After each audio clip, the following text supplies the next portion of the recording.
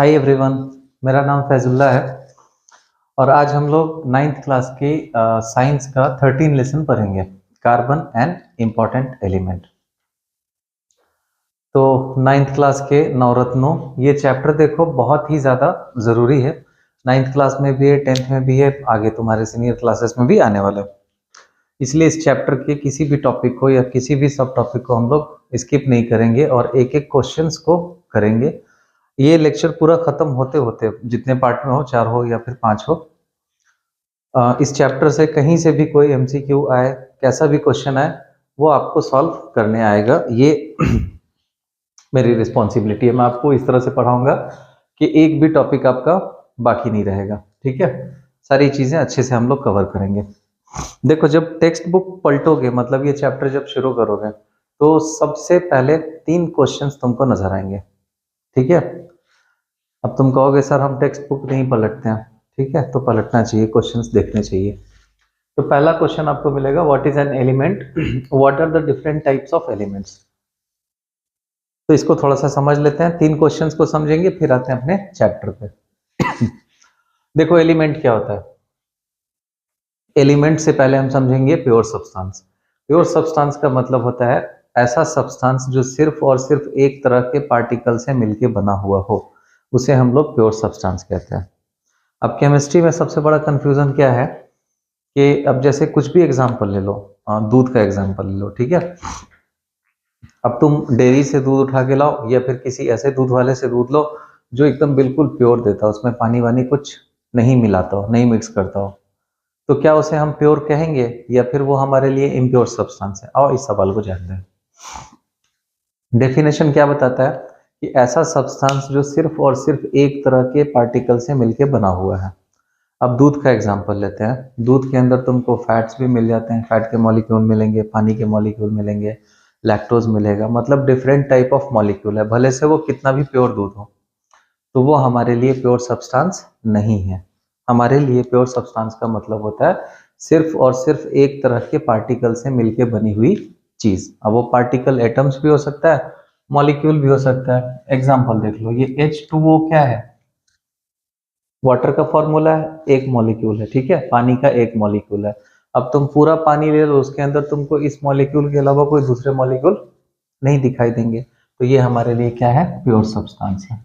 वैसे ही sodium chloride ले लेते हैं, तो पूरे सोडियम क्लोराइड में तुम देखोगे तो तुमको क्या होगा? सिर्फ एक तरह का मॉलिक्यूल मिलेगा, और वो कौन सा? Sodium chloride. ठीक है, तो ऐसे सब्सटेंसेस को हम लोग क्या कहेंगे? प्योर सब्सटेंस कहेंगे। ठीक है, उसी प्योर सब्सटेंस से आया है क्या हमारा यहाँ पर एलिमेंट आया। मतलब ऐसा प्योर सब्सटेंस जो सिर्फ और सिर्फ एक तरह के एटम से मिलके बना हुआ हो। ठीक है, जब हम पार्टिकल कहते हैं तो पार्टिकल का मतलब एटम्स भी है और मॉलिक्यूल्स भी है। अब ध्यान देना मेरी बात पे, मैं एलिमेंट के लिए क्या कह रहा हूँ? एलिमेंट वो प्योर सब्सटेंस है जो सिर्फ और सिर्फ एक तरह के एटम से मिलके बना हुआ होता है, और उसको हम किसी भी मीन्स से, किसी भी मेथड से दो या दो से ज्यादा सिंपलर सब्सटेंसेस में नहीं तोड़ सकते हैं। ठीक है, एग्जांपल बताता हूँ। जैसे देखो, गोल्ड एटम, सॉरी, एलिमेंट है। अब तुम कितना भी दिमाग लगा लो, कुछ भी कर लो, कैसे भी कर लो, गोल्ड के अंदर से सिल्वर निकाल सकते क्या? गोल्ड के अंदर से सोडियम निकाल सकते हो क्या? नहीं। गोल्ड के तुम टुकड़े टुकड़े करो, तुमको क्या मिलने वाला है? गोल्ड का एटम ही मिलने वाला है। तो गोल्ड हमारे लिए क्या हुआ? एक एलिमेंट हुआ। ठीक है, तो इसे अब डिफाइन कैसे करोगे? इसे हम ऐसे डिफाइन करेंगे, the pure substance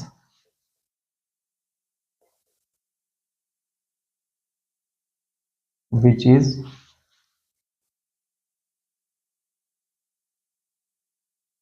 made up of only one kind of atom, सिर्फ एक तरह के एटम से मिलकर बना हुआ हो। ये ध्यान दो यहाँ पे। ठीक है, and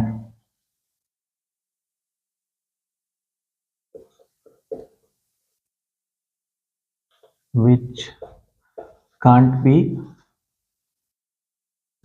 broken into simpler substances।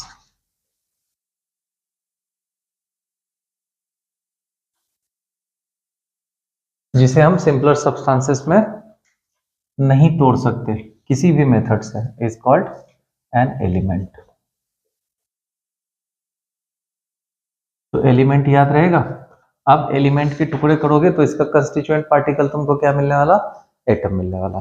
ठीक है, तो ये कहानी थी एलिमेंट की। अब आओ इसके दूसरे पोर्शन पे, what are the different types of elements. तो देखो कुल एलिमेंट्स ना 118 है। तो आसानी से समझने के लिए इसका क्या किया गया, क्लासिफिकेशन किया गया। तो एलिमेंट्स को ब्रॉडली तीन पार्ट्स में या तीन टाइप में क्लासिफाई किया जाता है। एक होता है मेटल, अच्छे से पता है तुम लोगों को। दूसरा नॉन मेटल, और तीसरा मेटलाइट, जिसकी प्रॉपर्टी इंटरमीडिएट होती है मेटल और नॉन मेटल के बीच में। कहीं कहीं पे बुक्स में एक चौथी कैटेगरी दिखती है तुमको, नोबल गैसेस की या इनर्ट गैसेस की। वो पार्ट है किस चीज का, नॉन मेटल का। वो सारे के सारे नॉन मेटल है। तो ये था हमारे फर्स्ट क्वेश्चन का आंसर। किसी को अगर नोट डाउन करना है तो पॉज करके नोट डाउन कर लो। अब चलते हैं नेक्स्ट क्वेश्चन पे।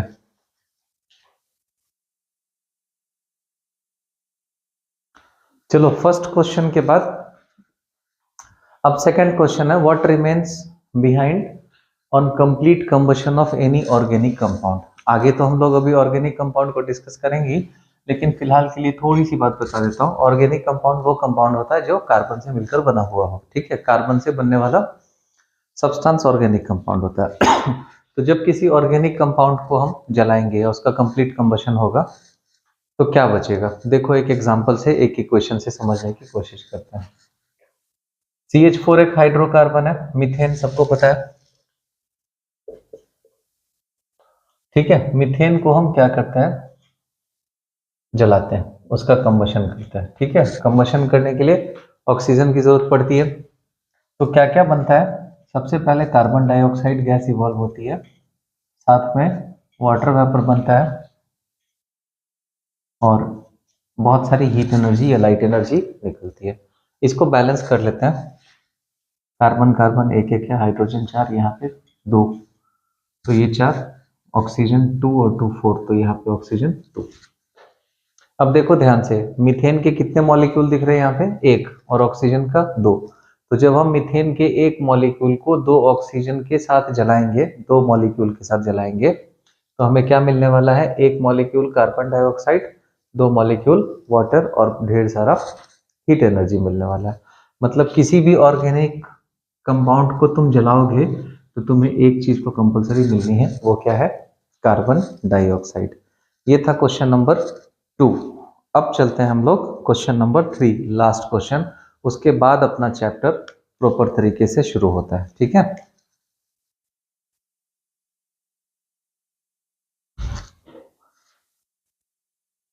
अब यहां से अपना चैप्टर स्टार्ट होता है। What type of element is carbon, give some information on it. ठीक है, अब यहां से ध्यान देना, और बहुत ज्यादा ध्यान देना। सबसे पहले कार्बन है क्या, मेटल है, नॉन मेटल है, या फिर मेटलाइट है। तो कार्बन एक नॉन मेटल है। ठीक है, कार्बन क्या है, एक नॉन मेटल है। अब इसके बारे में थोड़ी सी जानकारी हम लोग देखते हैं। ठीक है, बेसिक सी जानकारी क्या क्या है। ये जो कार्बन है ना, इसका ओरिजिन लैटिन वर्ड से है, लैटिन वर्ड कार्बो। और ये कार्बो का मतलब क्या होता है, कोल। कोल मतलब पता ही होगा आप लोगों को, कोयला। ठीक है, कार्बो जिसका मतलब क्या होता है, जिसका मतलब होता है कोल। सिंबल बताने की जरूरत नहीं, कार्बन का सिंबल जो है वो कैपिटल C होता है। ठीक है, कार्बन की वैलेंसी 4 होती है। इसका एटॉमिक नंबर को ना हम लोग इंग्लिश अल्फाबेट के कैपिटल Z से लिखते हैं। तो एटॉमिक नंबर लिखो या फिर Z लिखो, कितना होता है, 6 होता है। सिमिलरली एटॉमिक मास को भी एक अल्फाबेट से डिनोट किया जाता है, A से, कैपिटल A से। कितना होता है, जस्ट डबल कर दो, 12 होता है। ठीक है, इलेक्ट्रॉनिक कॉन्फ़िगरेशन। इलेक्ट्रॉनिक कॉन्फ़िगरेशन का मतलब किस ऑर्बिट में कितने इलेक्ट्रॉन रहते हैं। तो कार्बन के एक एटम में सिर्फ 2 ही ऑर्बिट होते हैं, ऑर्बिट K और दूसरा L। तो पहले ऑर्बिट में 2 इलेक्ट्रॉन होते हैं और दूसरे में 4 इलेक्ट्रॉन होते हैं। ठीक है, तो ये कुछ जानकारी है कार्बन के बारे में। यहाँ पे एक चीज मैं डिस्कस करूंगा, ये वैलेंसी। पढ़ तो लेते हैं, याद कर लेते हैं, लेकिन वैलेंसी का मतलब क्या है मैं समझा देता हूँ। वैसे जूनियर क्लास में तुम लोगों ने पढ़ा होगा, ठीक है। वैलेंसी मतलब क्या, एक एटम अपने आप को स्टेबल करने के लिए, ठीक है। अब स्टेबल का मतलब समझ लो कि जैसे मैं तुम्हें पढ़ा रहा हूँ, क्यों पढ़ा रहा हूँ, क्योंकि मुझे स्टेबल होना है, ठीक है। तुम पढ़ रहे हो क्यों, क्योंकि तुम पढ़ लिख के फिर क्या करोगे, कुछ जॉब करोगे और तुम्हें भी स्टेबल होना है। तो उसी तरह से हर चीज ना क्या चाहती है कि अपने आप को स्टेबल रखना। तो एटम्स भी अपने आप को स्टेबल रखना चाहता है। तो एटम्स कैसे स्टेबल रखेंगे, क्या वो हमारी तरह से पढ़ लिख के कुछ काम करने जाएंगे, जॉब करने जाएंगे, नहीं। उनके लिए स्टेबिलिटी का मतलब होता है कि उनका जो आउटर मोस्ट शेल होगा ना, सबसे आखिरी वाला शेल जिसको हम लोग वैलेंस शेल कहते हैं, उस शेल में अगर 8 इलेक्ट्रॉन आ गए तो उसे कहते हैं ऑक्टेट पूरा करना, ऑक्टेट रूल कहते हैं, ठीक है। तो वो क्या हो जाएगा, स्टेबल हो जाएगा। एक्सेप्शन है हीलियम के आसपास के एलिमेंट 8 नहीं पूरा करके 2 पूरा करते हैं, उसको ड्यूप्लेट कहते हैं, ठीक है। पढ़ा होगा फिर से 8th क्लास में। फिलहाल ये समझते हैं कि एक एटम के आखिरी वाले ऑर्बिट में अगर 8 इलेक्ट्रॉन आ जाएं तो वो क्या हो जाता है, स्टेबल हो जाता है, और उस चीज को कहते हैं ऑक्टेट रूल पूरा करना। तो अब एटम्स को क्या करना पड़ेगा, 8 इलेक्ट्रॉन्स को एक्वायर करने के लिए वो जितने इलेक्ट्रॉन को शेयर करेगा, ठीक है, या फिर ट्रांसफर करेगा, मतलब दूसरे को देगा या फिर दूसरे से लेगा, यही 3 काम उसको आते हैं स्टेबल होने के लिए। क्या क्या, या तो वो अपना इलेक्ट्रॉन डोनेट कर सकता है, या दूसरे का इलेक्ट्रॉन एक्सेप्ट कर सकता है, या फिर तीसरा काम क्या कर सकता है, वो शेयर कर सकता है। तो जितने इलेक्ट्रॉन को वो डोनेट करेगा, या जितने इलेक्ट्रॉन को वो गेन करेगा, या जितने इलेक्ट्रॉन को वो शेयर करेगा, उस नंबर ऑफ इलेक्ट्रॉन को क्या कहा जाता है, उसकी वैलेंसी बोली जाती है। शॉर्टकट में कहा जाए तो combining capacity of an atom is called its valency, ठीक है। तो ये कार्बन के बारे में इतनी छोटी सी जानकारी है। अब सवाल ये है कि एलिमेंट्स तो पूरे 118 है, लेकिन हम सिर्फ कार्बन ही क्यों पढ़ते हैं, बाकी एलिमेंट्स के बारे में इतना क्यों नहीं पढ़ते हैं। तो उसका रीजन ये है कि जब तुम सुबह सोकर उठते हो उस टाइम से लेके बिस्तर पर जाने तक तुमको जितनी भी चीजें दिखाई देती है, चाहे वो खाने पीने की हो, इस्तेमाल करने की हो, ठीक है, चाहे जैसी भी हो, सबके अंदर कार्बन कहीं ना कहीं मौजूद होता है, ठीक है, प्रेजेंट होता है। इवन जो हमारे हेरिडिटरी कैरेक्टरिस्टिक्स होते हैं ना, अक्सर सुनते हो कि देखो इसकी आंखें ना इसके पापा पे गई है, इसका चेहरा इसकी मम्मी पर गया है, ठीक है। तो उसमें भी क्या होता है, वो किसके थ्रू आता है, डीएनए के थ्रू आता है ना। तो डीएनए में भी क्या होता है, डीएनए के मॉलिक्यूल के अंदर भी कार्बन पाया जाता है। तो सोचो कार्बन इस हद तक हमारी लाइफ में है, तो कितना ज़्यादा इंपॉर्टेंट होगा कार्बन। इसी वजह से इस चैप्टर को हम क्या करते हैं, पढ़ते हैं, ठीक है। होप इतनी बातें समझ में आई होगी कि कार्बन हमारे लिए क्यों ज़रूरी है, ठीक है। ये कार्बन से जुड़ी हुई जो छोटी सी जानकारी है वो क्या क्या है। अब इसको नोट डाउन कर लो, फिर चलते हैं आगे।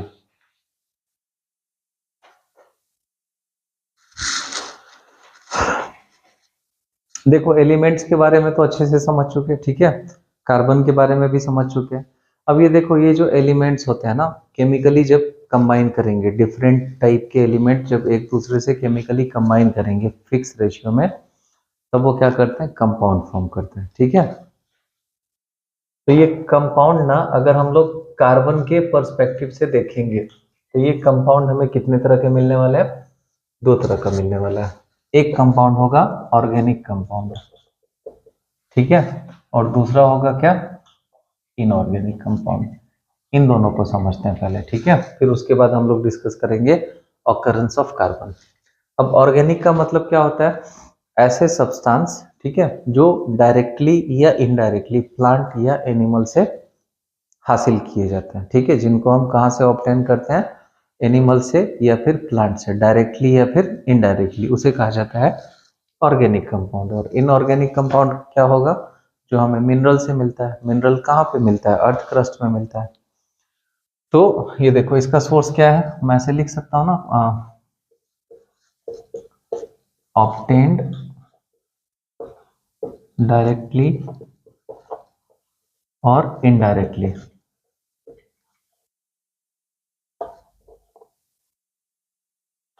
From plants and animals. मतलब ऑर्गेनिक कंपाउंड का सोर्स क्या है, प्लांट और एनिमल्स है, ठीक है। एनिमल मतलब रणबीर कपूर वाला एनिमल नहीं, ठीक है, वैसी मूवीज नहीं देखनी है। इनऑर्गेनिक का मतलब क्या हुआ, ये सब्सटेंस कहां से हमें मिलते हैं, ऑब्टेन्ड फ्रॉम मिनरल्स, ठीक है। शॉर्टकट में एक और चीज कही जा सकती है, कार्बन से बनने वाले कंपाउंड को क्या कहते हैं हम लोग, ऑर्गेनिक कंपाउंड कहते हैं, ठीक है। कार्बन से बनने वाला कंपाउंड ऑर्गेनिक कंपाउंड, या जो प्लांट और एनिमल से डायरेक्टली हमें मिले ऑर्गेनिक कंपाउंड, जो मिनरल से मिले वो इनऑर्गेनिक कंपाउंड, ठीक है। अब ये जो केमिस्ट्री है ना, केमिस्ट्री में एक बहुत बड़ा टेंशन क्या है कि एक्सेप्शंस भर भर के हैं। तो तुम्हारे सवाल में डायरेक्ट, तुम्हारे मन में डायरेक्ट एक सवाल आएगा कि क्या कार्बन मोनोऑक्साइड और कार्बन डाइऑक्साइड ये भी तो कार्बन से बना हुआ है, तो इसे क्या कहेंगे हम, ऑर्गेनिक या इनऑर्गेनिक। कार्बन दिखा हम सीधा इसको क्या बोल देते हैं, ऑर्गेनिक, लेकिन ये ऐसा नहीं है। कार्बन के जो ऑक्साइड्स होते हैं ना, उसे हम ऑर्गेनिक सब्सटेंस नहीं कह सकते हैं। ये क्या हो गया, एक्सेप्शन में आ गया। कार्बन से तो बना हुआ है, लेकिन इसे हम ऑर्गेनिक सब्सटेंस नहीं कह सकते, ऑर्गेनिक कंपाउंड नहीं कह सकते।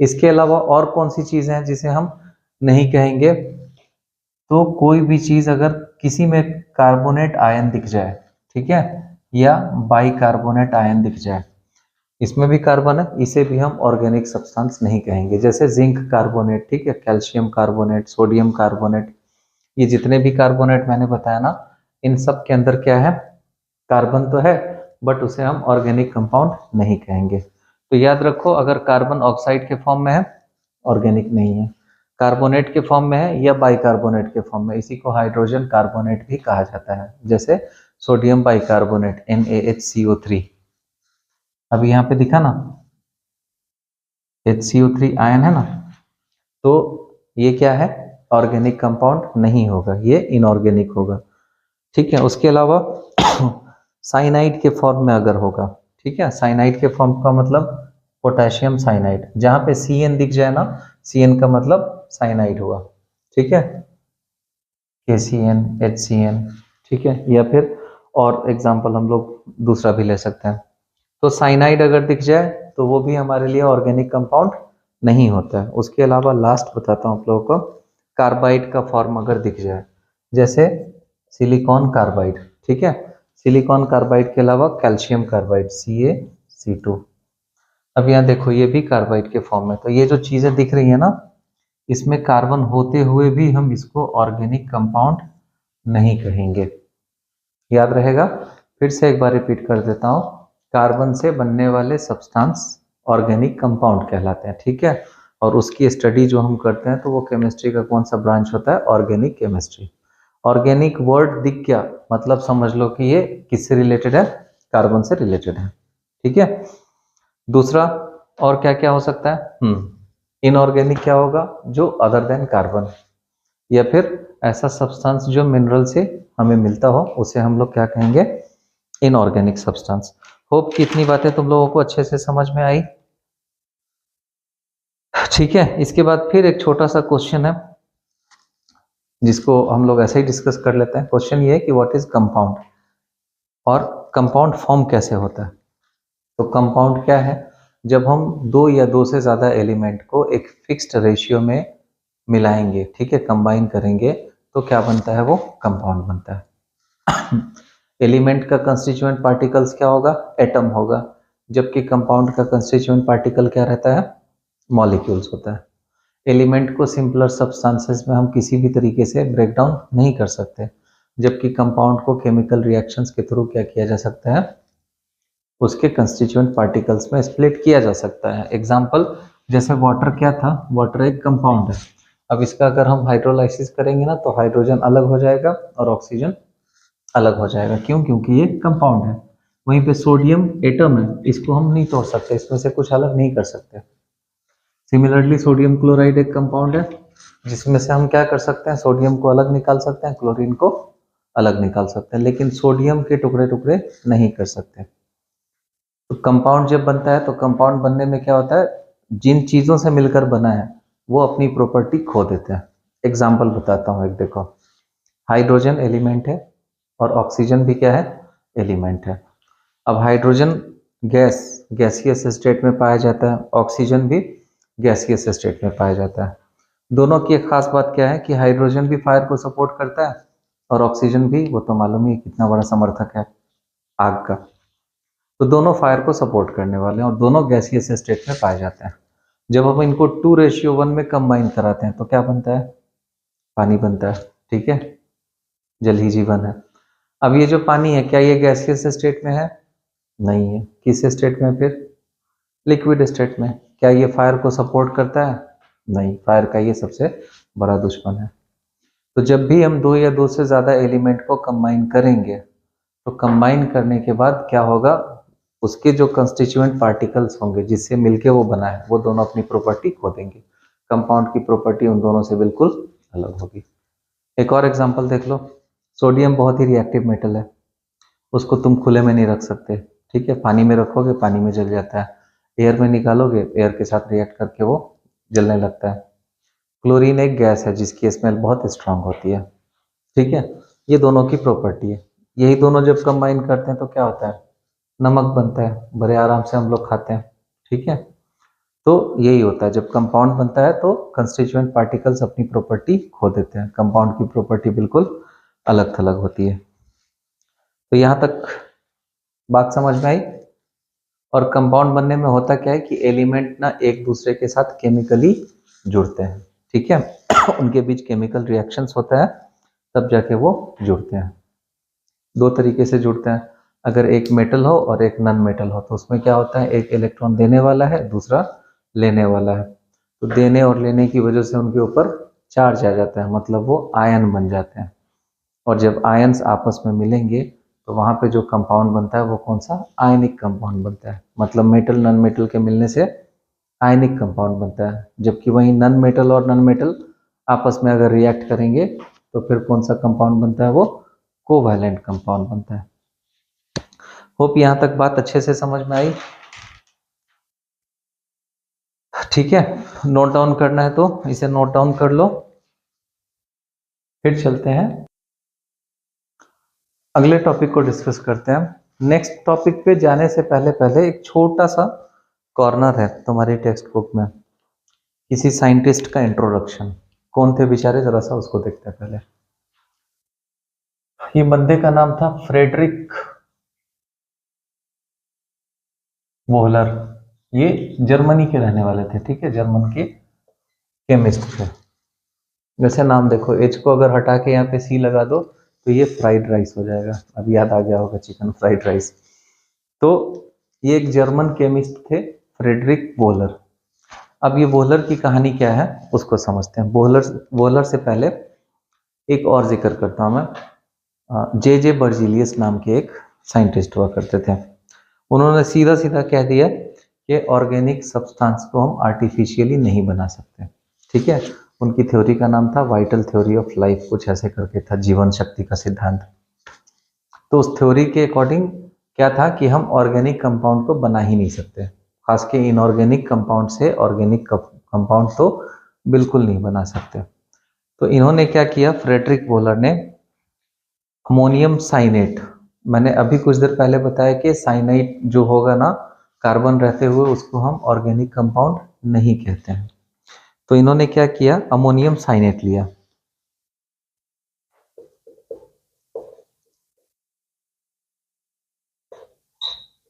ठीक है, इसका नाम जो है ना मैं पहले लिख देता हूँ।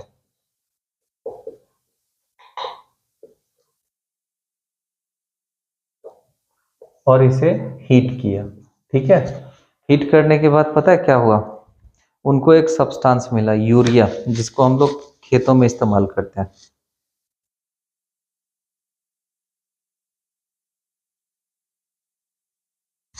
अब ये यूरिया क्या था,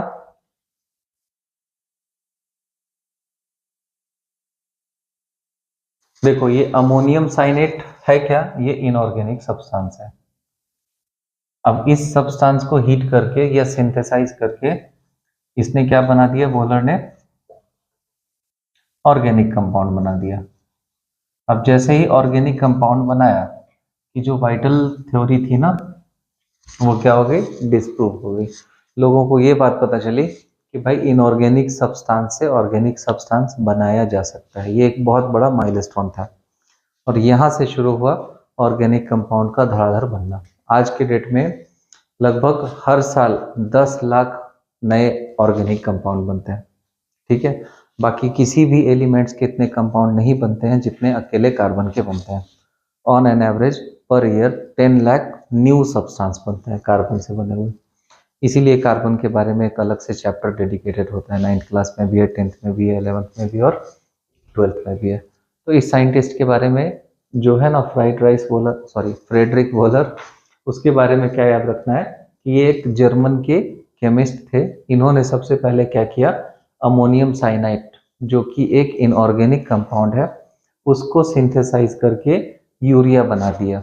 यूरिया क्या है, एक ऑर्गेनिक कंपाउंड है, ठीक है। अब चलते हैं हम लोग अपने टॉपिक पे और आज के लास्ट टॉपिक पे, ऑकरेंस ऑफ कार्बन, ठीक है। नोट डाउन करना है अगर तो इसे भी नोट डाउन कर लो। चलो इस टॉपिक को हम लोग ट्री डायग्राम की हेल्प से बिल्कुल सिंपल तरीके से समझते हैं, ठीक है। अब ये जो कार्बन है ना, नेचर में पाया कैसे जाता है, ये दो तरीके से पाया जाता है। एक तो फ्री स्टेट में, फ्री स्टेट को ही नेटिव स्टेट भी कहा जाता है, मतलब ये किसी के साथ कंबाइंड नहीं होता है। और एक होता है कंबाइंड स्टेट में, मतलब ये किसी के साथ मिक्स्ड होता है, ठीक है। तो फ्री स्टेट में कार्बन कहाँ कहाँ पे मिलता है ये अच्छे से पता होगा, नहीं पता है तो चलो मैं बता देता हूँ। डायमंड सुने होंगे, डायमंड क्या है, कार्बन का एक एलोट्रॉप्स है। डायमंड किससे बना है, कार्बन के एटम से बना हुआ है, इसमें कुछ और चीज मिक्स नहीं होती है, तो ये क्या हुआ, फ्री स्टेट हुआ। और दूसरा जिसको तुम डेली यूज करते हो, पेंसिल की जो लीड होती है ना, वो किसकी बनी होती है, ग्रेफाइट की बनी होती है, वो भी कार्बन का एक फॉर्म है, कार्बन के एटम से बना हुआ होता है। तो ये दो चीजें ऐसी है जो बिल्कुल क्या होती है, फ्री स्टेट में, नेटिव स्टेट में मिलती है, इसमें कोई भी चीज मिक्स्ड नहीं होती है, ठीक है। तो ये फ्री स्टेट में कार्बन का सोर्स हो गया। अब आ जाओ कंबाइंड स्टेट में, किसके साथ मिला हुआ होता है, तो इसके हम लोग ना चार हिस्से कर देते हैं। सबसे पहले मैं यहाँ पे लिखता हूँ कार्बोनेट के फॉर्म में। कार्बोनेट मतलब CO3, जो मिनरल्स होते हैं ना अर्थ क्रस्ट पे पाए जाते हैं, उसे कार्बोनेट्स कहा जाता है। तो कार्बोनेट्स में क्या क्या है, सबसे पहले कैल्शियम कार्बोनेट। अब यहाँ देखो कार्बन दिख रहा है ना, कैल्शियम कार्बोनेट जिसको हम लोग मार्बल भी कहते हैं, ठीक है। कैल्शियम कार्बोनेट का कॉमन नेम क्या है, मार्बल है, ठीक है। और दूसरा एक होता है कैलामाइन, मतलब जिंक कार्बोनेट। तो जिंक कार्बोनेट का जो कॉमन नेम है वो क्या है, कैलामाइन। याद रखोगे कार्बन सबसे पहले किस फॉर्म में पाया जाता है, कार्बोनेट के फॉर्म में। सिर्फ दो लिखे हैं मैंने, और भी है, सोडियम कार्बोनेट है, कैल्शियम कार्बोनेट तो लिख ही दिया है, जिंक कार्बोनेट लिख दिया है, मैग्नीशियम कार्बोनेट। मतलब जिसमें तुमको CO3 दिखाई दिया लास्ट में, वो समझ लेना क्या है, वो कार्बोनेट है, ठीक है। तो कंबाइंड स्टेट में कार्बन कैसे पाया जाता है, कार्बोनेट के फॉर्म में पाया जाता है। अब आओ दूसरी तरफ, फॉसिल फ्यूल। फॉसिल फ्यूल के बारे में बहुत बार हम लोगों ने पढ़ा होगा। फॉसिल फ्यूल क्या होता है, जो प्लांट्स एनिमल्स क्या होता है, जमीन के अंदर दब जाते हैं over a period of time, million of years के बाद क्या होता है, वो उसके अंदर जो कार्बन का कंटेंट होता है ना, उस वजह से वो फ्यूल में कन्वर्ट हो जाते हैं। तो फॉसिल फ्यूल में क्या क्या पाया जाता है, पेट्रोलियम जो है ना वो क्या है, फॉसिल फ्यूल है, ठीक है। पेट्रोलियम के अलावा और क्या, जो नेचुरल गैस है उसमें भी कार्बन पाया जाता है। और तीसरी चीज, जमीन के अंदर से क्या पाया जाता है, कोल। कोल में भी क्या होता है, कार्बन का कंटेंट होता है। तो फॉसिल फ्यूल के फॉर्म में भी कार्बन पाया जाता है, लेकिन कार्बन यहाँ पर अकेले नहीं होता है, ये सबके साथ कंबाइंड होता है। अब आ जाओ तीसरे फॉर्म में, दैट इज नेचुरल फाइबर।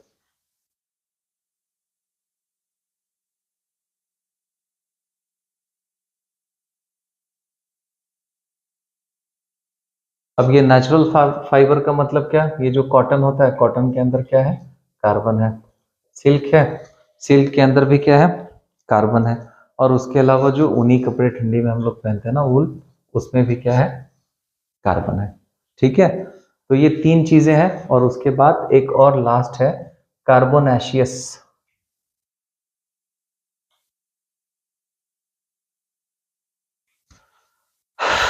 ठीक है, अब कार्बोनेशियस न्यूट्रिएंट में क्या होता है वो देखो। अब न्यूट्रिएंट्स बोलने के बाद ध्यान आ ही गया होगा, प्रोटीन, प्रोटीन के अंदर भी क्या है, कार्बन है। फैट्स के अंदर भी क्या है, कार्बन है। और लास्ट बट नॉट लिस्ट, ये जो कार्बोहाइड्रेट्स होते हैं ना, कार्बोहाइड्रेट्स के अंदर भी कार्बन पाया जाता है। ठीक है, तो ऐसा मोटा मोटी देखा जाए तो कार्बन दो तरीके से एग्जिस्ट करता है, फ्री स्टेट में और कंबाइंड स्टेट में। फ्री स्टेट में मतलब ये नहीं कि फ्री में मिलता है, ठीक है, फ्री स्टेट का मतलब वो किसी के साथ कंबाइन नहीं होता है। नहीं तो सोचो डायमंड अगर फ्री में मिलने लगे तो मजा आ जाए। तो फ्री स्टेट में क्या क्या, डायमंड और ग्रेफाइट। डायमंड का यूज बताने की जरूरत नहीं है, कहाँ कहाँ पे होता है। ग्रेफाइट पेंसिल में ल्यूब्रिकेंट में, इलेक्ट्रोड बनाने में, ये सब में इसका यूज किया जाता है। अब कंबाइंड स्टेट में 4 बातें याद रखनी है, कार्बोनेट के फॉर्म में, फॉसिल फ्यूल के फॉर्म में, उसके बाद नेचुरल फाइबर के फॉर्म में, और कार्बोनेशियस न्यूट्रिएंट्स के फॉर्म में। अब इन सब के एग्जांपल याद रख लो। कार्बोनेट के फॉर्म में कौन कौन सा होता है, मार्बल और कैलामाइन, जिसको कैल्शियम कार्बोनेट और जिंक कार्बोनेट कहते हैं। फॉसिल फ्यूल कौन कौन सा है, पेट्रोलियम है, नेचुरल गैस है, कोल है मतलब कोयला है। नेचुरल फाइबर कौन कौन सा, कॉटन, सिल्क और वूल है। और कार्बोनेशियस न्यूट्रिएंट कौन कौन से, प्रोटीन, फैट, कार्बोहाइड्रेट्स, इन सब के अंदर कार्बन पाया जाता है। तो यहाँ पे हम लोगों का ऑकरेंस ऑफ कार्बन तक पूरा कंप्लीट हुआ। ठीक है, लेक्चर अगर ज़्यादा स्लो लगे तो स्पीड बढ़ा के देख सकते हो, लेकिन स्किप मत करना क्योंकि बहुत इंपॉर्टेंट चैप्टर है, एक एक पॉइंट इसका बहुत ज़्यादा इंपॉर्टेंट है। और मैंने कोशिश की है कि हर एक चीज़ को कवर करूं और इजी से इजी मेथड में समझाऊं। वीडियो अगर अच्छी लगी हो तो आप दूसरों तक पहुंचाएं, क्योंकि हम लोग का सिर्फ एक ही उद्देश्य है या एक ही मकसद है कि जितने भी स्टेट बोर्ड के बच्चे हैं उनको फ्री में टॉप क्वालिटी एजुकेशन मिले, ताकि ज़्यादा से ज़्यादा बच्चे अच्छे से पढ़ सकें। और हम लोग का फोकस तो फिलहाल सिर्फ 2 ही क्लासेस पे है, 9th और 10th। तो एक बार 9th और 10th के जब पूरे सिलेबस हम लोग अपडेट कर लेंगे, देन हम लोग मूव करेंगे क्लास 11th और 12th की तरफ। ठीक है, तो कल मिलते हैं अब इस कार्बन के नेक्स्ट पार्ट में, और जो भी है आगे डिस्कस करते हैं। ठीक है।